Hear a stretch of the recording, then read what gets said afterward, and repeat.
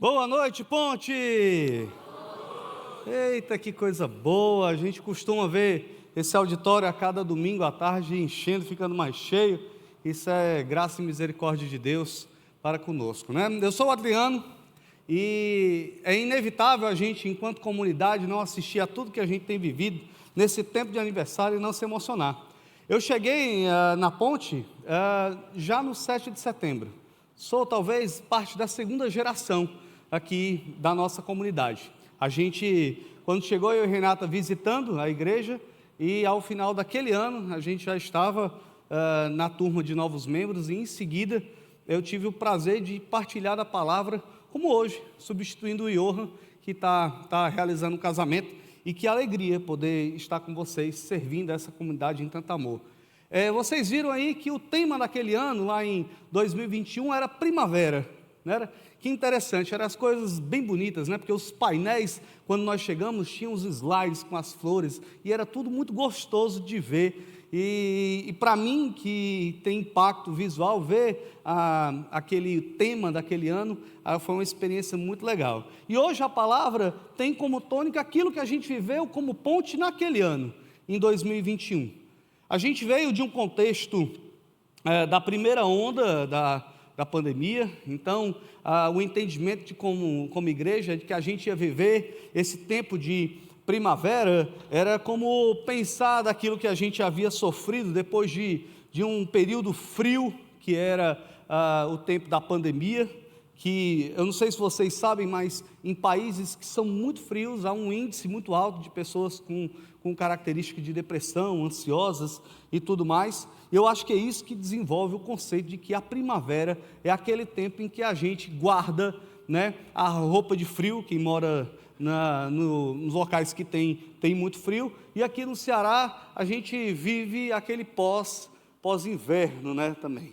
Então, a primavera é esse tempo de flores que passa depois do período de colheita. E a gente tem, enquanto comunidade, enquanto isso, esse entendimento de que nós íamos viver esse tempo. Mas eis que nem tudo são flores, como é a primavera. E passar por dois sofrimentos é característica e marca de quem crê. O cristão, ele tem o entendimento de que dores e sofrimentos são sinais também de esperança. Então, toda vez que eu falar para vocês, durante essa mensagem sobre esperança, imaginem a primavera chegando. Amém? Queria que vocês abrissem a Bíblia de vocês no Salmo 126. É um cântico de peregrinação, ou como vocês podem conhecer também, um salmo de romagem. Era o povo de Israel vindo de volta do cativeiro. Depois de 70 anos na Babilônia, o povo volta à sua terra. Parte deles ficaram na Babilônia, alguns constituíram família, comércio, e alguns deles voltaram para a sua terra prometida. E assim como acontecia na Babilônia, no cântico, durante a peregrinação de volta a Jerusalém, a Judá, a Sião é um nome de um monte, dado também ao monte onde foi estabelecido o templo. Então eles voltavam a Jerusalém, e o texto diz assim: quando o Senhor trouxe os cativos de volta a Sião, foi como um sonho. Então a nossa boca encheu-se de riso, e a nossa língua de cantos de alegria. Até nas outras nações se dizia: o Senhor fez coisas grandiosas por esse povo. Sim, coisas grandiosas fez o Senhor por nós, e por isso estamos alegres. Senhor, restaura-nos, assim como enches os leitos dos ribeiros no deserto. Aquele que semeia com lágrimas, com cantos de alegria, colherão. Aquele que sai chorando enquanto lança a semente, voltará com cantos de alegria, trazendo seus feixes. Irmãos, eu não sei se vocês perceberam, mas durante a leitura vocês puderam ouvir uma música, um piano tocando. Isso é um clássico de Chopin. E por que eu estou dizendo isso para vocês? Porque durante a Segunda Guerra Mundial, no famoso campo de concentração de Auschwitz, uma prisioneira judia chamada Natália Karp, ela era uma talentosa pianista polonesa. ela foi forçada a tocar piano para um oficial nazista. O oficial nazista celebrava alguma coisa, talvez a tortura daqueles que lá estavam, e ele chama Natália Karp, sabendo que ela tocava piano, e insistiu para que ela tocasse. Natália Karp executou uma peça de Chopin com uma nota diferente. Não me peçam para explicar, porque eu não vou entender. Josué, no final do culto, pode dizer para vocês. Mas ela toca com tal beleza que mesmo ao final do término dela terminar de tocar, o oficial nazista fica alguns minutos embasbacado. Foi lindo o que ela fez. Irmãos, ela corria risco de vida, a sua irmã também, e provavelmente a expressão do talento dela em tocar o piano a livrou, assim como a irmã, da morte. Em um dos lugares mais sombrios e desesperadores de toda a história da humanidade, a música trouxe esperança e manteve viva a dignidade da alma humana. Natália Karp. Natália Karp, mas podia ser eu e podia ser você. Por quê? O Salmo, ele é esse escrito feito para ser cantado, ou louvor, ou recitado. Que coisa linda, é o maior livro da Bíblia. Davi, o maior escritor. São 150 salmos. Jeremias profetizou que aquele povo ficaria 70 anos lá no cativeiro babilônico. E hoje, nós também vivemos os nossos cativeiros pessoais. Alguns problemas, algumas dores nos parecem tão fortes que nos parecem cativeiros. E às vezes a gente se pega cantando louvores de adoração, na expectativa de fugir disso, ou de voltar para casa. Entre o Salmo 120 e o Salmo 134, eles cantavam louvores de adoração no retorno para casa. O povo de Israel também conhecia o que era sofrer durante o cativeiro. Eles choravam com saudade da sua terra natal. Assim como Natália, que cantou e tocou durante o caos, assim aquele povo o fazia também.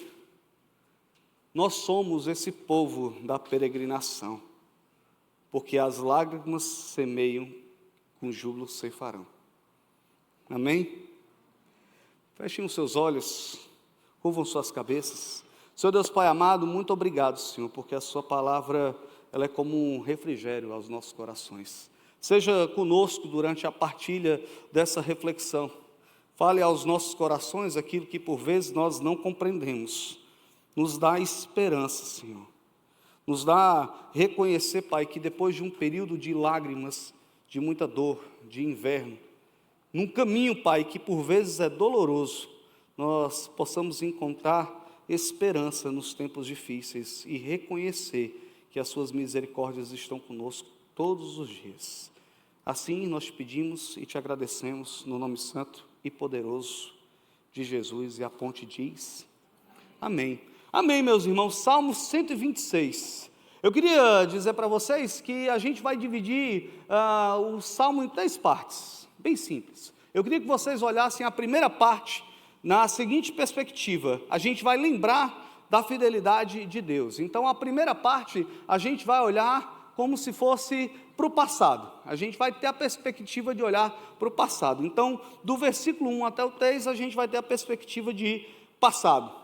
Do versículo 4, a gente vai ter um momento presente, e a partir do 5 até o final, a gente vai ter uma perspectiva futura. Então, nós vamos falar sobre passado, presente e futuro. Olha que coisa boa, a igreja está comigo. Passado, presente e futuro, que bênção é isso. Então, o texto começa assim: quando o Senhor restaurou a sorte de Sião, ficamos como quem sonha. Gente, vocês já receberam alguma bênção tão grande, e que a gente fica assim, sem reação, fica imaginando, Deus fez isso por mim? É um estado de quem admira aquilo que Deus fez. Então é isso que o salmista quis dizer. Eles estavam cativos na Babilônia, voltando a Sião. Para eles a bênção de voltar para casa, fazer o caminho de volta era tão grande que eles ficavam como quem sonha. Quem já casou aqui tem essa expectativa? Quem é casado aqui? Quem está noivo? Aí. Agora, quem está noivo? Essa turma é com quem sonha. Esperando, né, ter esse prazer de poder viver e dividir a vida com uma pessoa.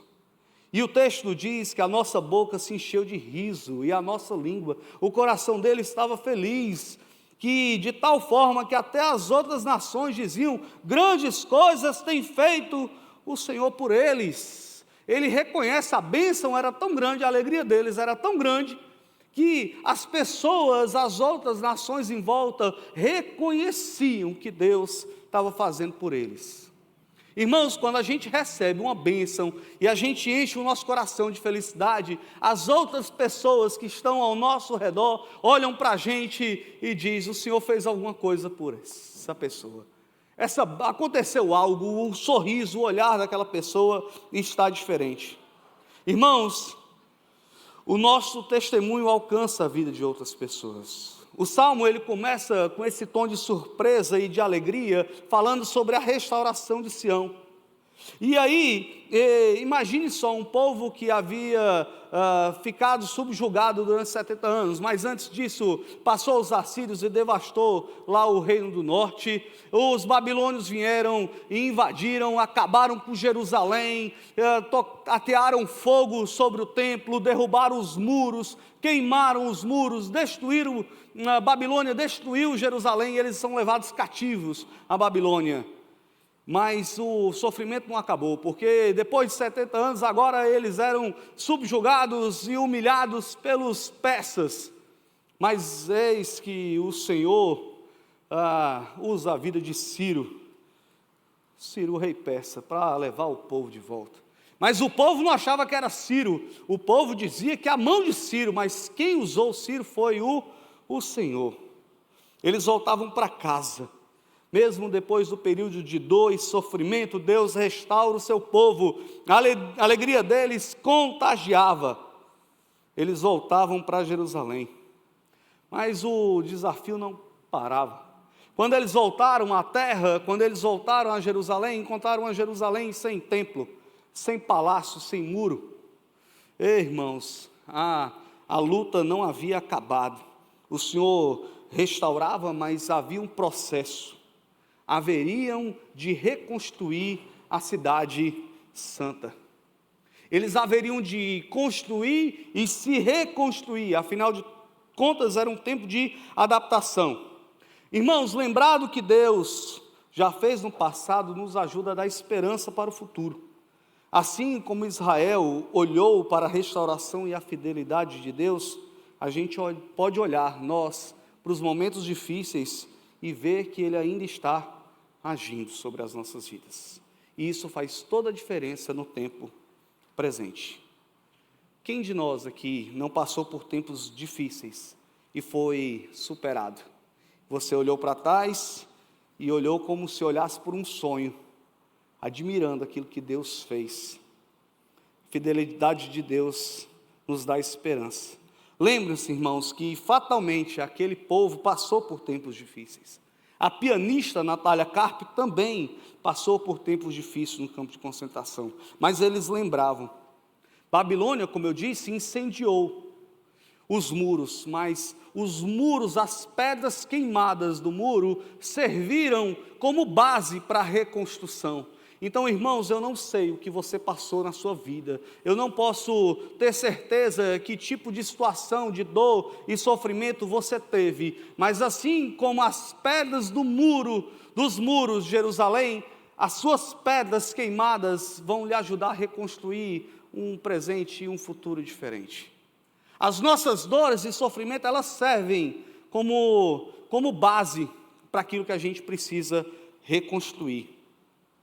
As nossas lutas do passado nos fortalecem, nos ajudam a olhar para o nosso presente e para o nosso futuro. Na parte 2, a gente vai ver que orando com esperança em meio à luta. Por quê? O texto diz: restaura, Senhor, a nossa sorte como as torrentes do Negueb.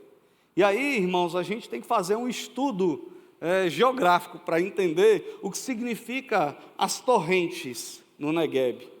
Torrentes, vocês sabem que é aquele período de chuva muito forte, de abundância, torrentes de água, e o Negueb é uma região no sul de Israel, uma região deserta, árida, seca, que por muitas vezes parece o nosso sertão nordestino. O chão parece que racha, que se divide.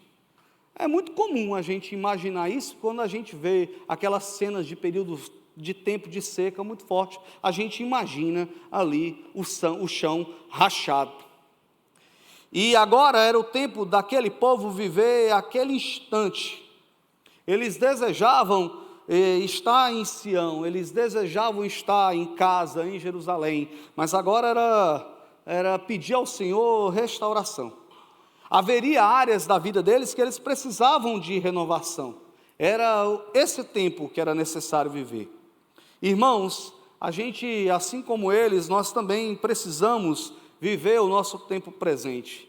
Olhar para o passado e ver, trazer à memória as lutas que nós tivemos, mas é necessário escolher as lutas e as batalhas que estamos vivendo agora, nesse instante.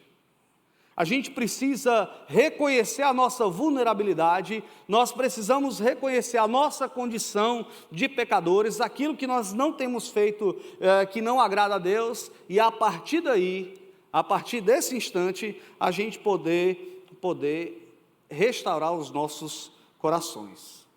Peguem as suas pedras queimadas, as suas dores, e olhem para isso, mas desejam viver isso no tempo presente. O Negueb, como eu já falei para vocês, é essa região. Parece que nós estamos falando da terra, mas essa figura de rocha, de local árido e seco, pode ser também o nosso coração.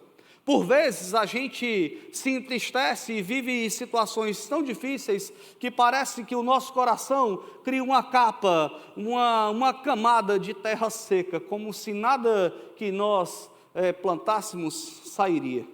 Nosso coração se torna esse lugar árido, rachado, cheio de feridas.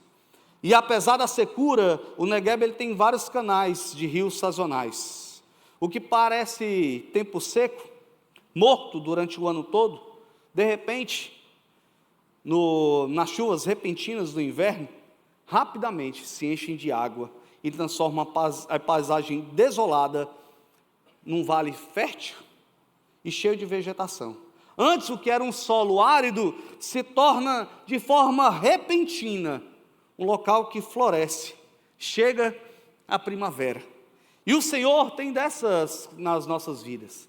Parece que de forma muito repentina, o Senhor ele coloca a sua mão e o que era seco se torna cheio de vida. E mais uma vez eu faço a analogia ao coração. Vocês lembram quando a conversa de Jesus com a mulher samaritana, do que foi lhe dado? Foi lhe dado água, rios de águas vivas. E isso é o que molha o nosso coração. E esses rios de água viva podem vir através de lágrimas, que podem inundar o nosso coração. Essa é uma metáfora usada pelo salmista, de que há um tempo, é um desejo do povo por restauração completa de Deus. O povo clama para que Deus traga renovação e uma bênção rapidamente. Mas eu queria lembrar vocês que o caminho de volta para Jerusalém era um deserto, era difícil. Então, o caminho de volta é como esse destino que nos leva a um relacionamento com Deus. O povo que passou tanto tempo cativo, agora tem tempo para assumir e reconhecer tudo aquilo que foi feito de errado antes do cativeiro. A idolatria, o distanciamento do relacionamento com Deus, voltar. Fazer o caminho de volta a Jerusalém era fazer o caminho de volta do relacionamento com Deus. E Deus ele pode agir assim. O povo de Deus clama para que a sua restauração venha como as torrentes, rápida, abundantes, cheias de vida. Mas a realidade é que nem sempre acontece assim. O tempo de Deus é diferente do nosso. e aceitar o processo, mas lembrando que a gente não pode deixar de fazer o caminho.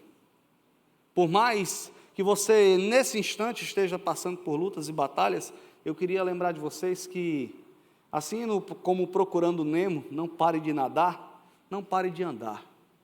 Você tem uma terra que você irá alcançar. Muitas vezes a gente vive entre esses dois momentos, o que Deus já fez e o que a gente espera que Ele faça. No presente, dá para ver o passado e planejar o futuro.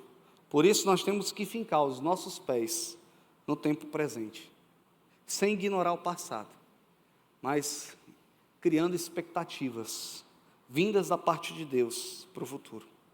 Já vimos que a mão dele em nossa vida nos auxilia a enfrentar lutas e dores.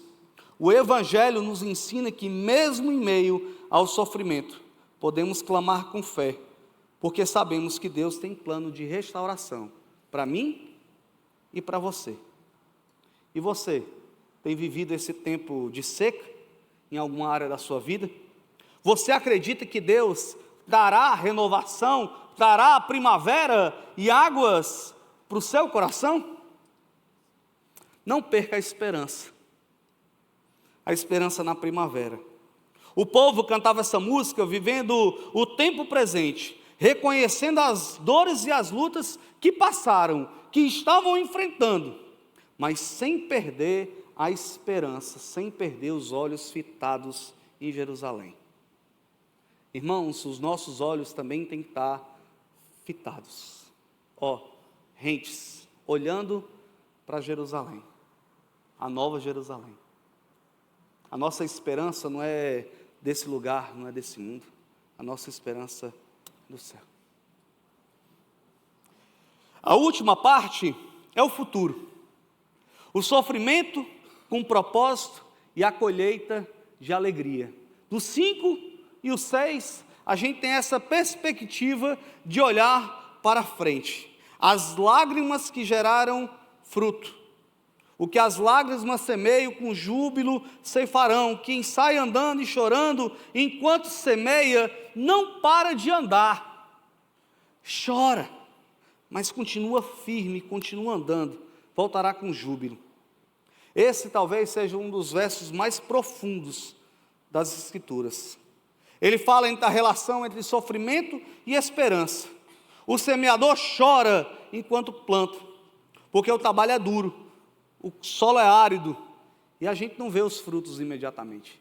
São como os nossos corações. O Senhor, por vezes, encontra os nossos corações nessas condições. Mas há uma promessa: a primavera chegará, a colheita virá, e será cheia e de muita alegria. O choro nunca será o fim da história, porque há promessa para cada um de nós, que um dia não haverá nem pranto e nem dor. O choro dura uma noite, mas a alegria, ela vem pela manhã. Irmãos, a Natália Karp, que eu falei no começo dessa história, passou esse tempo todo no campo de concentração em Auschwitz. Mas ao fim da guerra, depois de ter recebido os benefícios da parte do oficial nazista, ela volta para casa. Retoma os seus estudos musicais, se casa com um diplomata polonês chamado Joseph Karp, e depois de pedir asilo político em Londres, ela deu à luz a 2 lindas filhas, uma delas que conta a história da mãe. A Natália Karp passou a se apresentar na Filarmônica de Cracóvia. Ela chegou a se apresentar para Oskar Schindler, o famoso lá do livro, a famosa lista de Schindler. Olha que loucura. Aquele que salvou muitas vidas, ouviu a pianista Natália do campo de concentração tocar para ele a música que vinha do céu. Irmãos, ela continuou a carreira dela e tocou até os 90 anos. Ela tinha uma prática de colocar um lenço rosa sobre o piano, para que ela recordasse como um símbolo da sua feminilidade que ela achou que havia perdido durante a guerra. A Natália Karp encontrou a primavera dela. Esse salmo que que é tão belo, a gente vê que o sofrimento colocado diante de Deus não é em vão. Jesus é o maior exemplo disso. Ele chorou, sofreu, foi à cruz, mas o seu sofrimento trouxe salvação. As batalhas da nossa vida podem ser o solo fértil, onde Deus está preparando bênçãos, colheitas de muitas bênçãos. Você já percebeu que há frutos em áreas em que a gente sofreu? Você já prestou atenção que há batalhas que você travou e que hoje você lembra e que serviram para que hoje você tivesse mais condições de viver outras menos difíceis? Alguém já passou por um estado de sofrimento que foi tão grande que hoje, quando vem um menor, você diz: eu já passei por coisas muito piores. E hoje, irmãos, eu quero dizer para vocês que viver o tempo presente é acreditar que o futuro virá. E aquilo que você tem vivido hoje vai servir para o futuro, onde você vai poder fazer uma colheita maravilhosa, porque Deus tem cuidado de nós. Esperança. É esperança. Deus fez grandes coisas no passado, e isso nos dá esperança para o futuro. Podemos clamar por restauração, mesmo quando a gente tem vivido tempos áridos, secos. Nosso sofrimento, como eu falei, não é em vão, porque ele pode servir como um solo para ele fazer a grande colheita. Para você que chegou até aqui, e tem passado por batalhas pessoais, está cansado, enfrentando talvez tempos de choro, queria dizer algo para vocês. Deus pode transformar toda essa dor em alegria.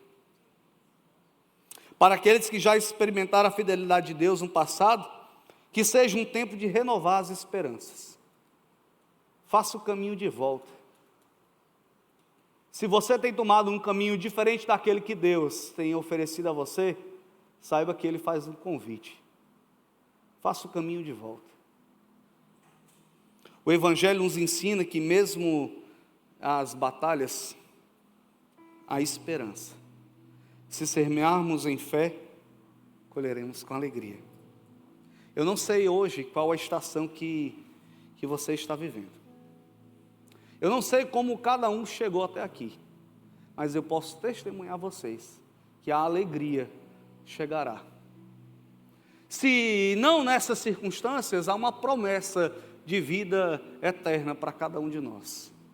A gente tem vivido esse tempo aqui nessa comunidade em que vocês assistiram, começou no restaurante, fomos até o 7 de setembro, muitos desafios, e hoje a gente tem o privilégio de se reunir num lugar bacana. O Tiago, ele foi gracioso, ele e o Rubens, quando falaram como estava isso aqui. Vocês não têm ideia do caos que era esse ambiente. E algo que foi muito forte no coração, quando nós chegamos aqui, nesse galpão, é de que a restauração não era do galpão, a restauração era nossa. Era uma restauração que aconteceria na vida dessa comunidade. É uma restauração que vai acontecer em cada um de nós. Há um tempo oportuno para isso. Há um tempo certo. Eu queria convidar vocês a ficarem de pé.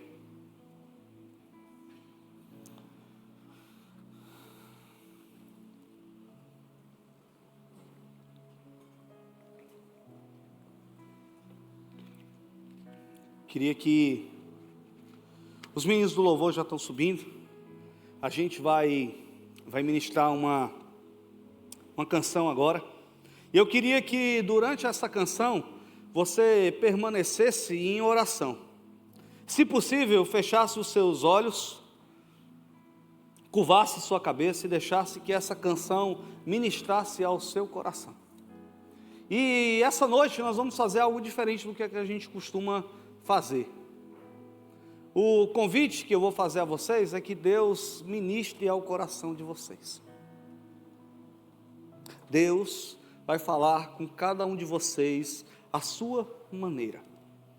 Deus vai ministrar no seu coração do jeito que Ele quer. Deixe que o Espírito Santo trabalhe sobre a sua vida. E se você se sentir à vontade ou incomodado, seja como for, levante sua mão. A gente gostaria de orar por você. Há irmãos e irmãs aqui dessa comunidade dispostos a te dar um abraço, te acolher, dizer para você que a primavera vai chegar. O caminho que você passou, ele findará no lugar. O ciclo de dor e sofrimento se encerra, porque há um Jesus que pode todas as coisas.